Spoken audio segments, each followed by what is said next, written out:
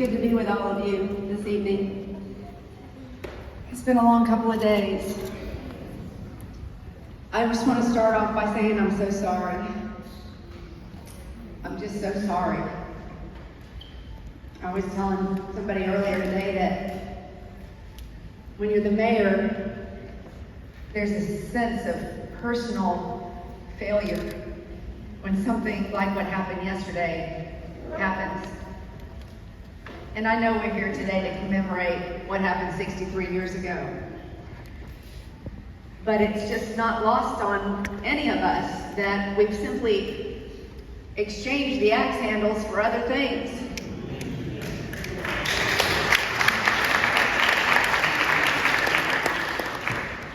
And my immediate feeling, in addition to grief with all of you, was a sense of feeling helpless to do anything about some of these policies, some of this rhetoric that has step by step put us to where we are in a place where a young man would go out and buy an AR-15 and put swastikas all over it with a racist manifesto and waste his life and the lives of 3 other people because of hate of black people. So, once I had a chance to breathe on it a little bit, I went to church this morning. I was over at, started at St. Paul AME, and the very first thing that the pastor said was, I woke up this morning and I said, I'm tired of praying. I get it, but we can't get tired of praying. We need prayer. Thoughts and prayers are powerful things. Those were powerful thoughts that young man had in his head, right?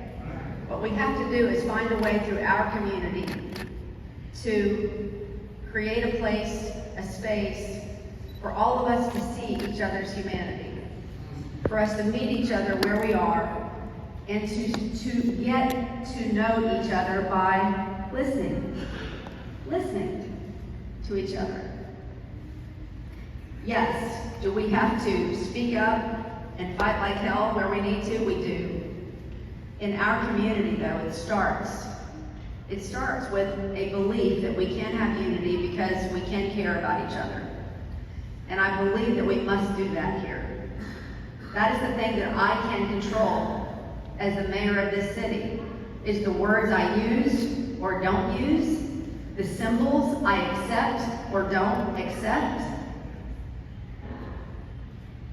That's what I can control. And I promise you, you have a mayor in me that will stand up, but with an open heart. With an open heart. Because that is what we need. We need love. And I'll tell you, I've said it for the longest time, and some of you have heard me talk about unity over division, but I believe there are primarily 2 emotions, love and fear. And the reason we are where we are is because we got a lot of people who are fearful and embarrassed about the past. And they are fearful that if they admit that past, that there will be retribution. But as you so eloquently stated, it's not about revenge or retribution. We just want to live in harmony and peace and have everybody have the opportunity for the same good quality of life. That's all we want. We just want everybody to be able to have that.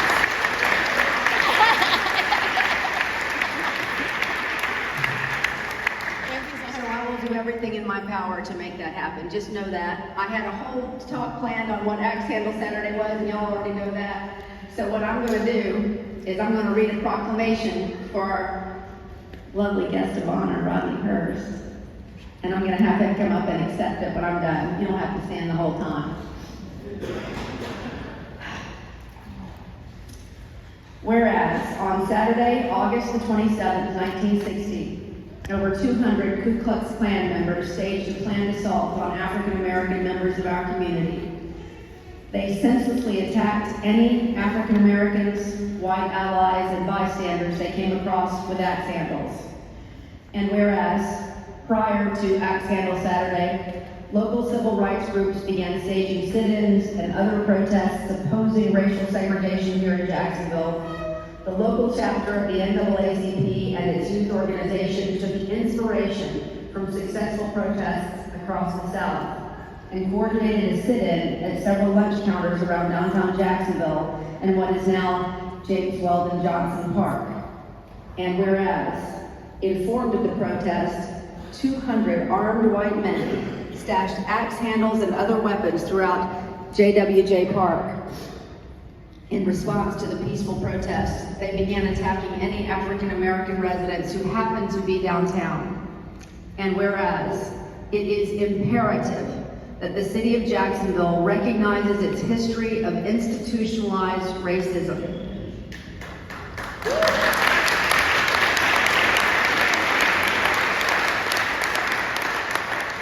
Moving past the legacy of racism and discrimination requires an acknowledgement of what happened and a commitment to build a better future. And whereas we must continue to make Jacksonville a more equal place to live for all of our residents and work to right the past wrongs against our African American citizens.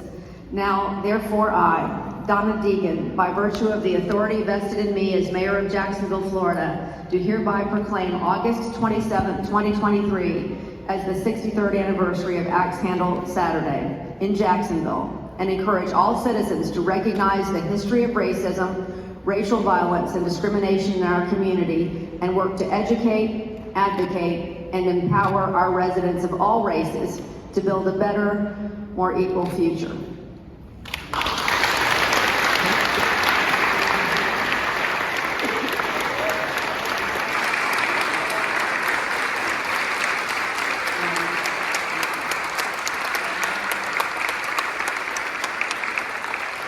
And if I might just offer one more thing before I hand the mic back over to Rodney. I couldn't be more honored or prouder to be your mayor during this time in history. And that is the other thing that I said to myself as I was trying to process everything that's happened over the past 2 days. I am grateful that God placed me in this place, in this time in history for a time